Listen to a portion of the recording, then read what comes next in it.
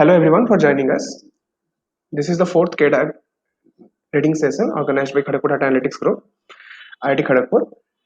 Today we have chosen a paper titled Gather Excite, Exploiting Feature Context in Convolutional Neural Networks. And we have today two presenters, myself, Swasmanak Panigani. I am a head at KDAG. I am a third year undergrad student at the Department of Computer Science and Engineering. And along with me will be Sohan Patnaik. He is a student member at KDAG and also a sophomore at the Department of Mechanical Engineering. So today is March 20, 2021. Let us start. First of all, certain important notes. We expect you all to have certain queries regarding the presentation, certain intricate doubts maybe. Please put them in the chat of the meeting. We will address them one by one all at the end. Now to ensure the smooth flow of the presentation, we need you all to keep your microphones mute during the entire presentation and video turned off. And finally, a Google form will be released for the feedback. But most importantly, you can put any AI related paper that you want us to present in the future meetings. So there is a brief note here. In the presentation, you will be seeing two important terms like depth-wise convolution, like DW-conv, and another thing called class selectivity index. So these two are kind of specific detail, not exactly much detail, but kind of specific topics. Then we will give you a brief idea about that, but better would be if you can go to the readme of the KDAG reading session repo and check the links from there. So just one point, Sohan, if you see, I heard some chat message to be put up. If you see some urgent message, do notify me. Okay. Yeah, sure. Okay. So this link will be available to you at the end and also available on the slides. Right. Now let's delve into it. So from now, I guess 20 minutes should be enough. So first of all, outline. So we'll go through the problems that convolutional neural networks that generally face, and then we will think what exactly has been done. We'll look at what exactly has been done in that direction. Then we'll go to two important operators of this paper. One is the gather and the second one is excite. Then we'll see the combination of these GE operators. We'll go to the results and discussion. Then we will see how exactly the addition of this GE operator is affecting a model. So we will take resident 50 and we will add that GE operator. So G means gather, E means excite, this GE operator with resident 50 and we will see how exactly the things are changing. Then we will see what is exactly extent ratio and how increasing or decreasing it affects the entire architecture. And finally, we will conclude. So, okay. Okay, so hello guys. So let us start. First, let us look at what are the problems related to CNN that motivated the authors to come up with a different idea. So as we know that CNNs, generally deep CNN networks, they have receptive fields, and the area that the receptive fields have is supposed to be large. But in practice, the effective size is quite small. So this leads to a problem in classification of the images, like the information is not captured so well. So this is one of the problems that generally comes up with CNNs. The next one is that augment functions that perform local distance with the functions that operate on a larger context. Like the intrinsic context or intrinsic features that the image have is not captured that well, and overall the overall picture of the image is captured, and the information is propagated in the forward direction. So this leads to some kind of information loss, and this is also another problem that we face while using CNNs. The next one is that bottom-up local operators prevent CNN from capturing contextual long-range feature interactions. Like suppose you consider the first layer output and the last layer output. So there is hardly any relation between the first layer output and the last layer output. Like output, by output I mean the feature maps. So this also creates a problem, like the information has not been passed from the first layer to the last layer that effectively. So this is also another problem. Okay, so Moreover, I guess someone asked to join actually. okay. Okay, sure, you can continue now. Okay, so the last point, that is for better classification models, we need deeper layers. So deeper layers means we have more number of parameters, and this increases the receptive field size. But the first point that I mentioned, that in practice the receptive field size is not quite high, though theoretically it will be high. Moreover, another problem is that the computational complexity also increases as the number of parameters increases with this. Let us move on to the next one. Yeah, so we have to come up with a solution, right? So previously, prior to this, a network was designed that was named squeeze and excitation, which we will not cover in detail, but will give a kind of intuition to that. So what the squeeze and excitation network proposed was that they reweighted the feature channels as a function of the features from the input. Like suppose we have the input, we then pass it to the squeeze operator, we get some output. Consider the squeeze operator as a black box, like something, a box. You put the input into that box and you get some output. So what that squeeze operator did, it just aggregated the context of the image, and then the resulting output from that squeeze operator, that is the resulting embeddings, were passed to the reweighting function that exploited the information beyond the receptive fields of each filter. Like basically what it did, we have an image, we pass it to a box, it gives some output, we again pass it to a box, it again gives some output. In between some operations happen, one is the squeeze operation and other is the excitation operation. This is more or less the idea. You will look in detail in about this in gather and excite operators. And next one is that what this paper proposed, like this paper proposed three kinds of variations of gather and excite operator. We will look about them in detail in the next slide. Okay, so let's come to the two most important part of the paper, that is the gather operator and the excite operator, as the name suggests. Okay, so first of all, if you see the picture and if the picture is clear, then that would be like, yeah, okay. So I guess the picture is visible and here is the marker. So the input is, let's say, a H cross W cross C image, like this is the feature space. This is called the gather operator, this is the excite operator. What will gather operator do? It will take this as input, this X as input, it will give a output X cap, and that X cap is of dimension H dash cross W dash cross C. C is the number of channels. And what will this excite operator do? It will take this X cap as input, do some magical stuff using this function f, and then it will do a element wise multiplication. This is the symbol for element wise multiplication with the x. So mostly this f, what it is generally an interpolation followed by a sigmoid function.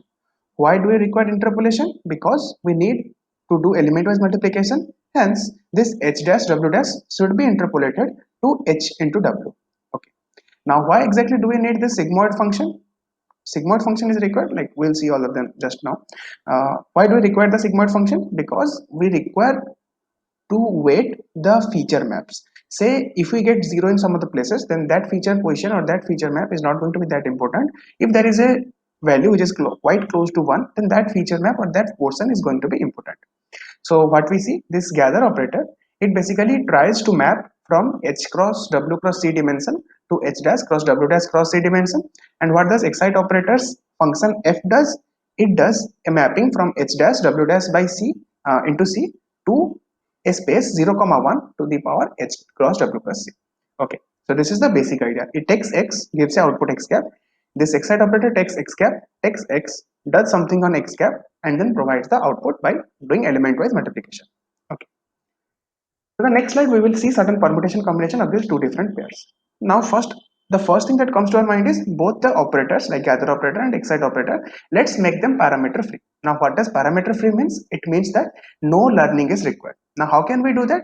So in gather operator we are just decreasing the dimension. So simple pooling can also do the job. Like if we took average pooling, so here output will be h by 8 because stride is going to be 8, and so we say extent ratio is 8 here. What is extent ratio and how increasing and decreasing we'll see in later slide.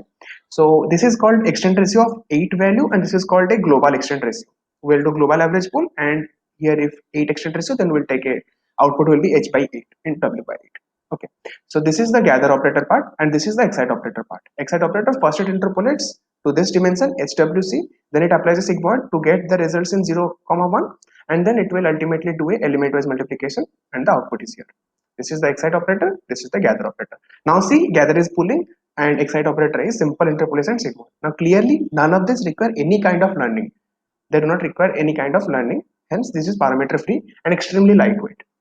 So here is the gather operator, this is the output x cap, and this is called the function f, and this entire thing is called the excite operator. Okay, let's move to the second part, g theta. We can go to the next step. The next step can be, let's parameterize the gather operator. Now by parameterization we mean it requires certain kind of learning. Now how exactly we can do that? We can use something called a strided depthwise convolution. So it is represented by dw conv. Now, most of you might not be familiar with this or maybe familiar with this. So just to give a fair bit of idea, this is a convolution operation, and the output can be obtained without using much parameters. Like the same output can be obtained with using less parameter. And if the input channel is C, then the output channel is C in case of the strided in case of depthwise convolution. So what exactly is this? Like a bit of detail is required. You can check the GitHub repository README. The doc link is provided there. Some important resources. Just go there and you can see the relevant links. So similarly, here is non-global extent ratio. Here is global extent ratio, global depthwise convolution. Then it is normally sigmoid and excite operator, and here it is interpolation, sigmoid, and element-wise multiplication. Now the next step can be g theta plus. So what can we do? We can make the excite operator also parameterized. We can make learnable the excite operator. So again, learning comes RD convolution. That's the theme here. So they have added a one by one convolution operation. Now why exactly one by one convolution operation has been added? The idea has been taken for squeeze and excitation architecture. Now squeeze and excitation guys, what they did something like they made the G, like the gather operator, as parameter free and excite operator as parameterized.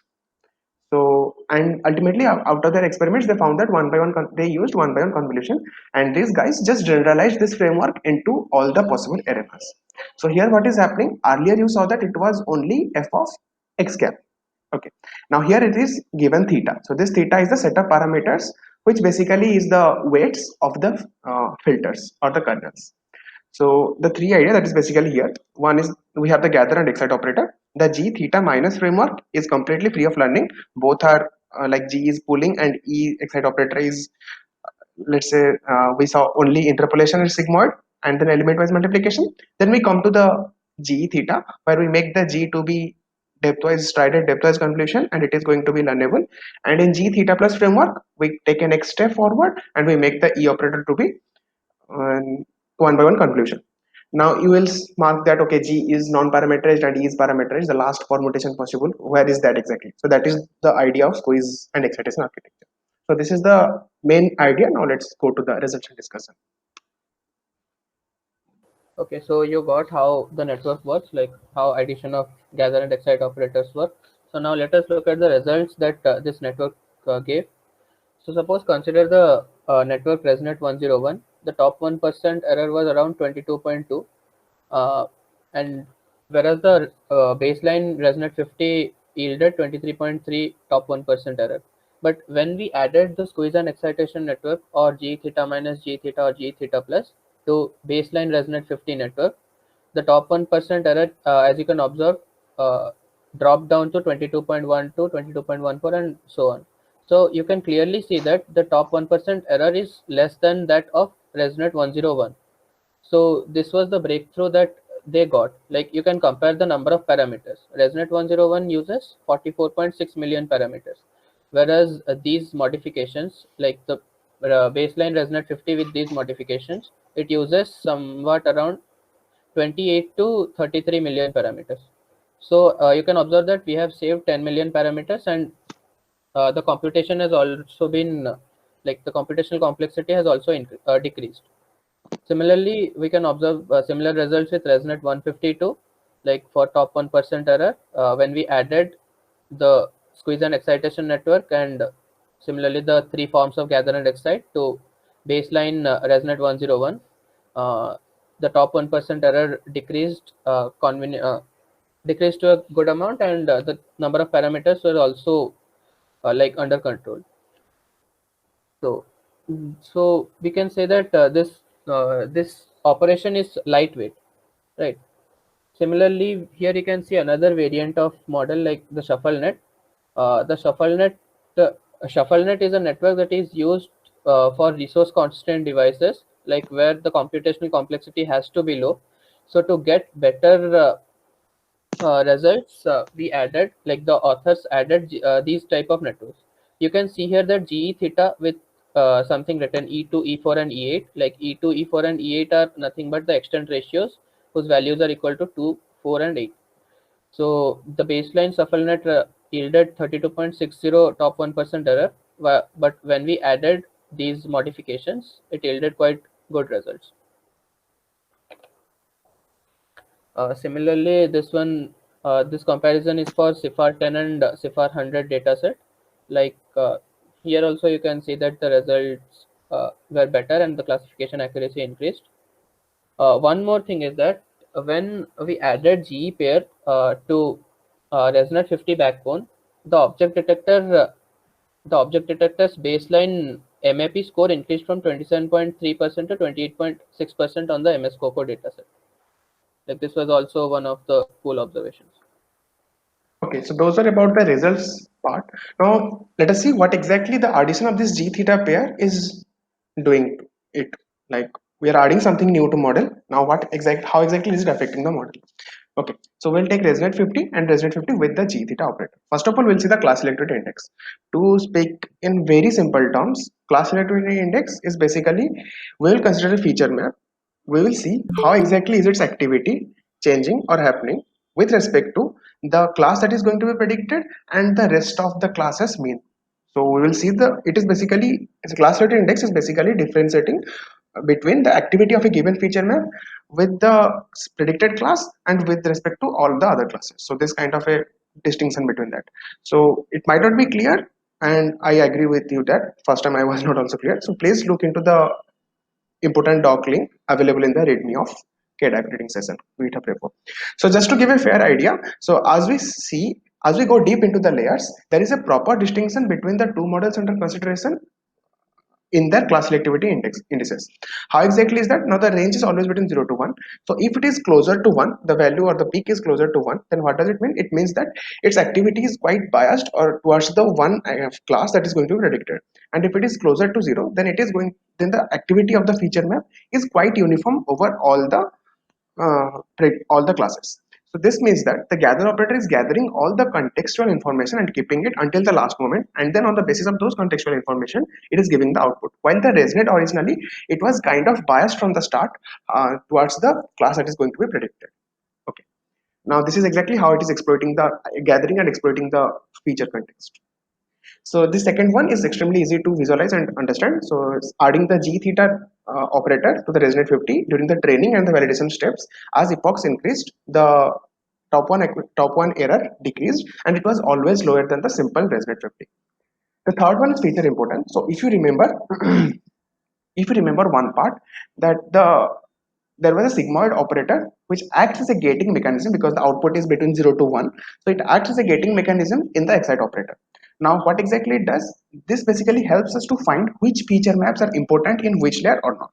So actually what they did, these authors, they actually arranged the feature maps on the basis of their output of the sigmoid function, and they kept in ascending order and they created a descending order. So in ASC that is basically ascending and DES that is basically descending. So in both the cases what they did, they selected a prune ratio, like the ratio of the feature maps to be made all zeros, and they just did that. So in ascending, let's say the prune ratio is 0.2, they will make 20% of the least important feature maps as all zeros, and in descending they will make the most like the top 20%, let's say prune ratio 0.2, the top 20% of the most important feature maps as 0. So what they see that this gather operator is actually giving importance to certain feature maps and actually creating an array, or actually able to find which feature maps are important and which are not as we go deeper into the layer. So if you see in Conf 5.1, near about 0.1 even, the descending, like dropping only 10% of the most important feature maps as given by the excite operator's sigmoid function, is decreasing the accuracy so much, like it is falling down completely. So the thing to take away is that this gather operator is actually able to assign importance to various feature maps in a given layer. Okay, so now let us look at the results that that they got by changing the extent ratio. So extent ratio is nothing but the area, or you can say that yes, the area that the gather operator is getting from the input image. Like you have seen that the input image was of size h cross w cross c, and after it was passed through the gather operator, the size became h dash comma w dash comma c, where h dash is equal to h by e. So here e is nothing but the extent ratio, like how much information is captured on how much area of the input image. So it is quite intuitive. Like if we consider the whole image, then we will get more information, and if we consider a small part of the image, then we'll get less information. And more information means better classification, and less information means, yeah, that's it. So like when they observed that when they increased the extent ratio, you can see that the top 1% error is decreasing for both the plots. So this is it. Like if we increase the extent ratio, then the top 1% error decreases. Now let us conclude this. Like we saw what were the problems that CNNs generally face, and we saw how we can tackle that situation. So we came across a simple lightweight approach that uses two operators. One is the gather operator, and the other is the excite operator. So what gather did? The gather aggregated the contextual information from the input image and then passed it to the excite operator. Similarly, excite then redistributes the pooled information to local features. Like we took the Hadamard product between the input image and similarly, and we saw that we did network. So this also this result was achieved with low computational complexity. So yeah, this was basically a breakthrough in the image classification task. Yeah, Thank you so all. thank you all for your patience.